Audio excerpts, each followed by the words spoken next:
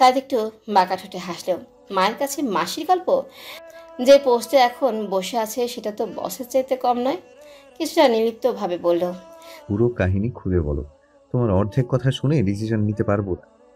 ছেলের কথাবার্তা শুনে বারবার ওনার মেজর সাহেবের কথা মনে পড়ছে। বাপ এটা দুজনেই নাকের ডগায় বারুদ নিয়ে ঘুরেই। আফসানা আবারও বলে উঠলেন, ফিয়াকে একটা শাড়ি কিনে দিবি।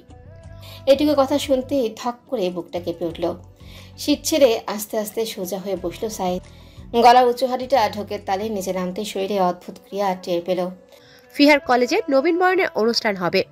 ওর সব বান্ধবীরা কলেজে শাড়ি পরে যাবে। আমি চাচ্ছি তুই ওকে একটু মার্কেটে নিয়ে যা। ওর পছন্দ মতো শাড়ি, চুড়ি আর যাবতীয় জিনিসপত্র কিনে দিবি। টাকা কত লাগবে সেটা আমাকে বলে দিস। আমি না হয় রফিককে দিয়ে পাঠিয়ে দেব।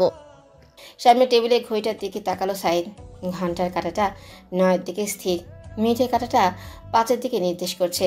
সময়টা কখন নিলে ভালো হবে সেটা নিয়ে ভাবতেই উপাস থেকে আবারও বলে ওঠে, তুই ওর সাথে থাকলে আমি একটু নিশ্চিন্ত থাকবো সাইদ। জানি তোর সাথে রাগারাগি হয়েছে, তুই ওকে কথা শুনিয়েছিস, কিন্তু এখন সেটা সাইডে ফেলে নিরাপত্তার কথা ভাবছি। তুই ওকে নিয়ে গেলে আমি টেনশনের ভিতর থাকবো না। ভরসা কথাটা শুনতে পেয়ে ম্লান ঠোঁটে হাসলেও, থাকে আবার কেউ ভরসা করে? মানুষ বলে কখনো চিন্তা করে?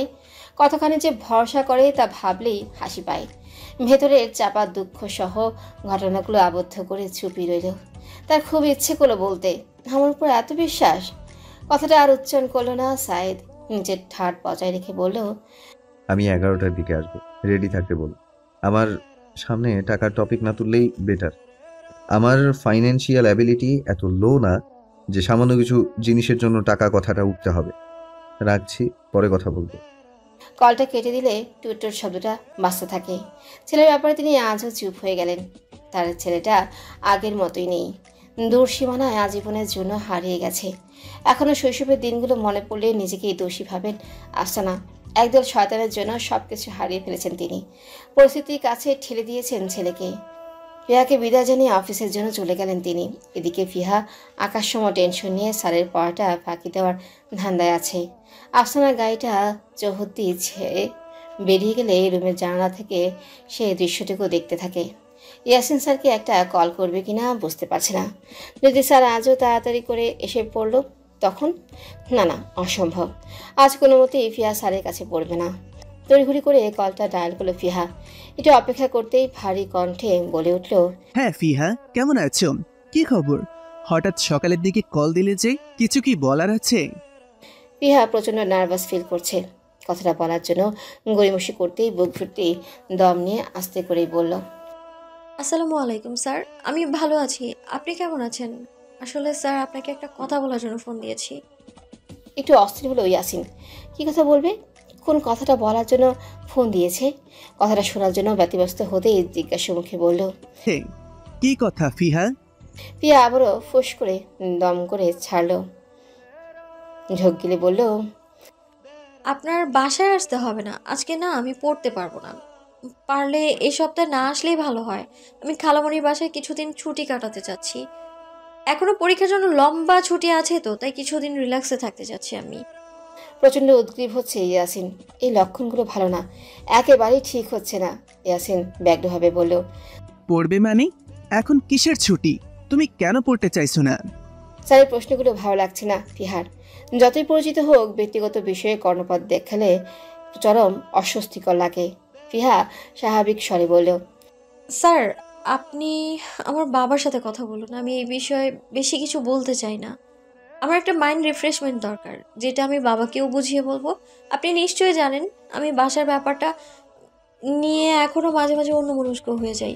আমি ঠিক বলতে পারবো না আমার মানসিক অবস্থাটা কেমন হয়ে আছে। সারাদিন হাসি খুশি থাকি বলে কেউ সেটা বুঝতে পারে না।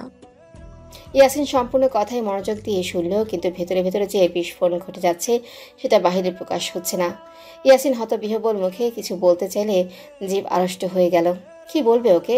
আরও কিছু কথা বলতে চাইলে ফিহা তাড়া দেখিয়ে পড়ল, সরি স্যার, আমার ফোনটা রাখতে হবে। আমি একটু বাইরে যাব, সেটার জন্য রেডি হতে হবে। আল্লাহ হাফিজ, আসসালামু আলাইকুম। ইয়াসিনকে কিছু বলার সুযোগ দিল না। কলটা যেন মুখের উপরই কেটে দেয় ফিহা। হতবুদ্ধিকর মুখে আস্তে আস্তে ফোনটা কান থেকে নামায়। তাকে অবজ্ঞা করলো কেন? ওই ব্যক্তিটার সংস্পর্শে এসে কেন অদ্ভুত আচরণ করছে? ইয়াসিন এটা ভালো করেই জানে সে কখনো ওই ব্যক্তির সাথে টেক্কা দিতে পারবে না, না রূপে, না গুণে, না ক্ষমতায়, না চাতুর্যে। কাজটা ভালো হলো না, ঠিক হলো না। বাড়ির বাইরে দুটো কান ফাটানো হর্ন বাজাতেই ফিহার ছোট্ট বুকটা ধক করে উঠল। তৎক্ষণাৎ মুখটা ডানে ফিরে বিস্ফোরিত নেত্রে দূরের দেয়ালঘড়িটা তাকালো। একদম কাটা কাটায় 11টায় বাজছে তখন। একটা সাধারণ পেশায় কর্মরত পুরুষ কি করে সময়ের ব্যাপারে এতটা কঠোর হতে পারে? মুখে 11টা বলেছে দেখে কাটকাট 11টায় আসতে হবে? কেমন একটা অদ্ভুত ব্যাপার বলে মনে হচ্ছে না? আয়নায় তাকিয়ে পরনের সুন্দর সাদা অল্প ঘেরওয়ালা জামাটা পরক করে গলায় লাল টুকটুকে ওড়নাটা জড়িয়ে নিল ফিহা। নিচে থেকে সুফিয়া খালা চেঁচিয়ে চেঁচিয়ে, নাবিলা, ও নাবিলা, শুনছো? তাড়াতাড়ি আহো, গাড়ি তোমার লেগে অপেক্ষা করতেছে। আপা, কথাটুকু বলতে এক মুহূর্ত দেরি না করে ঝটপট কাঁধে বাদামি চামড়ার ব্যাগটা তুলে দৌড় লাগালো ফিহা। গেটের কাছে উর্দি পড়া দারোয়ান যখন ফিহাকে দেখে ছোট পকেট গেটটা খুলে দিচ্ছে, তখন বুকের ভিতরটা কেমন কঠিনভাবে মোচড়ে উঠল ওর। এক লহমায় হাড় কাঁপানো শীতের মতো শিরশির করে কেঁপে উঠল ফিহার ছোট্ট নরম দেহটা। দুহাত মুঠো করে লাল ওড়নাটা তীব্রভাবে খামচে ধরে ভেতরে অস্থিতিশীল অবস্থাটা প্রাণপণে আটকে নিল একটু। আজ মানুষটার সামনে একেবারে অপ্রকৃতস্থ হওয়া যাবে না, বসতেই দেবে না। তার সামনে যাওয়ার জন্য প্রচণ্ড অস্থির অনুভব করছে। বাপা বাড়িয়ে গেটের বাইরে যেতেই রোলস রয়েসের কালো চকচকে গাড়িটা নিশ্চল মূর্তির মতো দাঁড়িয়ে থাকতে দেখে। বুকে চাপা রুদ্ধ নীরব নিঃশ্বাসটা আস্তে করে ছাড়তে গাড়িটার সামনে দিয়ে আধ পাক হেঁটে আনলক দরজাটা খুলে বসে পড়ে। ভুল করেও ডান দিকে তাকানোর মতো দুঃসাহসী স্পর্ধাটা দেখাতে পারে না ফিহা। এদিকে শীতাতপ নিয়ন্ত্রিত গাড়ির ভেতর দুর্ভেদ্য চাহনির অন্তর্ভেদী চোখ দুটো ফিহার অস্থির প্রবণ মুখটা আর চোখে দেখছে। এই অস্থিরতার কারণ ও ব্যাপার কোনোটাই পরিষ্কার হচ্ছে না তার কাছে। গাড়িটা স্টার্ট দিতেই বাদিকে একবার চোখ বুলিয়ে গলাটা নির্লিপ্ত করে বলল, আমি সর্বোচ্চ 3 ঘন্টা সময় দিতে পারবো। আমার পক্ষে ঘন্টার পর ঘন্টা সময় দেওয়া সম্ভব না। যদি এই সময়ের ভেতর কাজ শেষ না হয়, then I have to go for my duty. Fasten your seat belt and you are in the car. কথা ধার অবিচল কণ্ঠের সেই লৌহ কঠিন ভঙ্গি দেখে ঘন একটা ঠোক গেল ফিহা। সাধারণ একটা পুরুষের ভেতর এতখানি ধারালো ভাব থাকে কিনা বুঝতেই পারছে না। জানালার বাইরে চলমান দৃশ্যপট থেকে মুখ ঘুরিয়ে দু হাতে সিট বেল্ট বেঁধে ভাবনায় ডুবল ও। তখনই চোখের ডান কোণ দিয়ে দেখতে পেল মানুষটার ডান হাতের ব্যান্ডেজটা আবারও ময়লা হয়ে গিয়েছে, কিন্তু সেটা বদলানোর মতো যত্ন ও সময় একেবারেই দেখায়নি সে। ছোট্ট কোলের ভেতর তুলতুলে নরম ব্যাগটা চেপে মনের হাঁসফাঁস করা প্রশ্নগুলো বলে উঠল ফিহা। আপনি অফিসের কোন পজিশনে চাকরি করেন? আমি সঠিক জানি না, কিন্তু আমার বাবাকে দেখে যতদূর জেনেছি বুঝেছি সেখানে অফিসে কর্মরত সাধারণ একজন পুরুষ কখনোই যখন তখন ছুটি নিতে পারে না। সেখানে আপনি কি করে সময় বের করলেন? আপনি কি ডিজিএম, এজিএম, ম্যানেজার পদের মতো কোনো উচ্চ পদে যুক্ত আছেন আপনি? প্রশ্নটা শুনে কৃষ্ণাবু চোখের তারায় তারায় অদ্ভুত একটা স্ফুরণ খেলে গেল। মনে মনে যেন ভেবে নিচ্ছে কতখানি উত্তর দেওয়া সম্ভব। স্টিয়ারিং ঘোরাতে ঘোরাতে ব্যস্ত মানুষটা বায়ে মোড় নিতেই উন্মুখ ফিহার জন্য সূর্য কণ্ঠে বলল, আমার পজিশন বোঝার সময় ও সুযোগ এখনো আসেনি। Need that vital moment and time to tell it. অফিসের HOD পার্সনের মতো আমার হাতে পাওয়ার আছে। Maybe it's enough for your knowledge.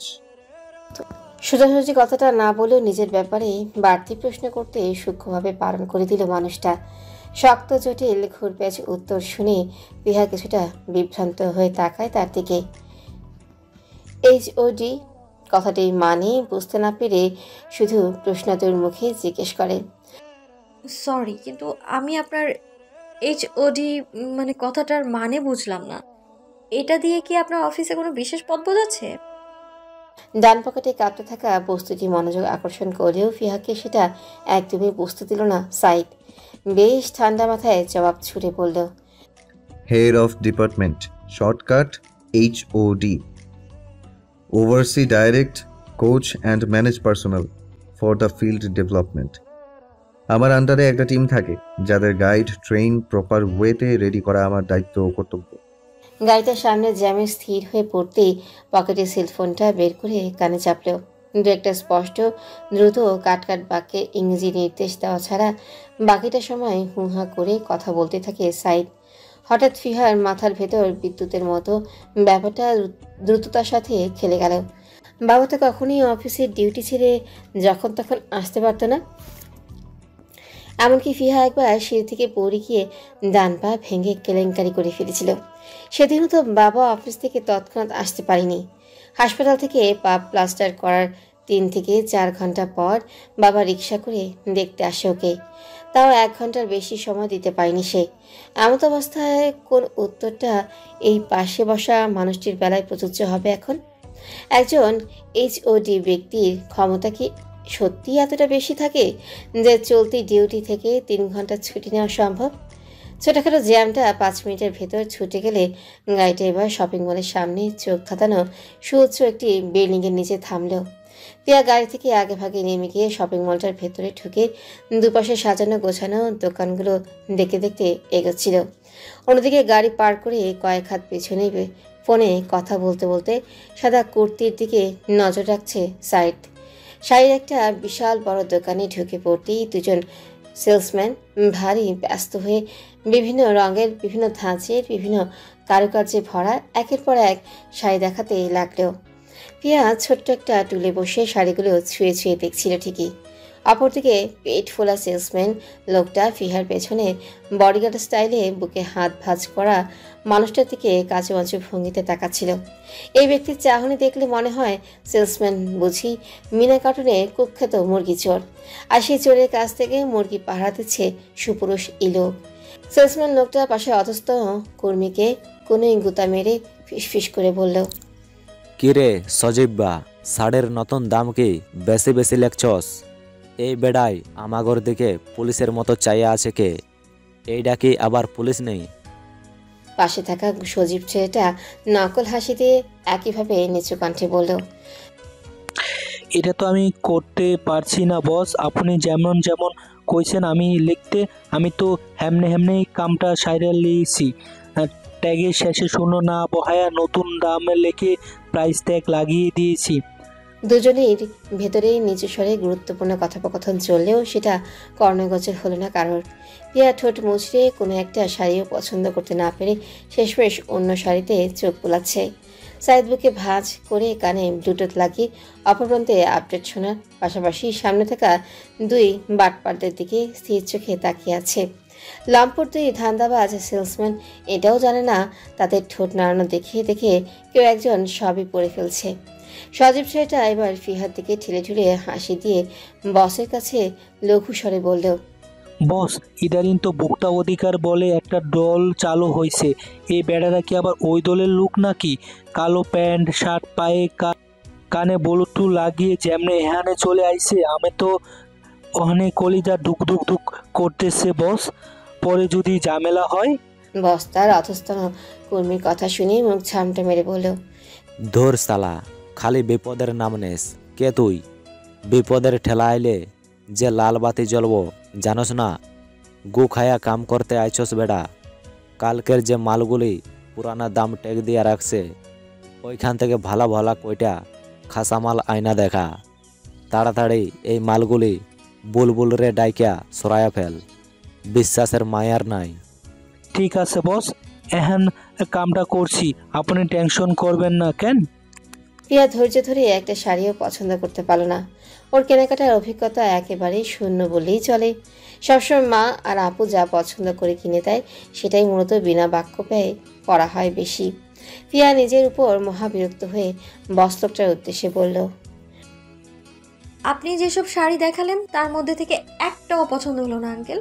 এমন কটকটে রং, পাতলা কাপড়, জর্জেটের কোনো শাড়ি মূলত দেখাতে বলিনি আমি। বলেছিলাম কলেজে পরার মতো সাদামাটা একটা সুতির শাড়ি বা তাঁতের কোনো লাল রঙের কাপড় থাকার লাগবে না। দুঃখিত আঙ্কেল, এখন তাহলে উঠি। কষ্ট করার জন্য অনেক ধন্যবাদ। বস বলা লোকটা যেন আরো কিছু দেখানোর জন্য ব্যতিব্যস্ত হতে যাচ্ছিল, কিন্তু পেছনে দাঁড়ানো লম্বা দেহী ব্যক্তিটি স্থির চোখে না ইশারায় মাথাটা আস্তে আস্তে ডানে বাঁয়ে নাড়ায়। সেই দৃশ্য দেখে লোকটা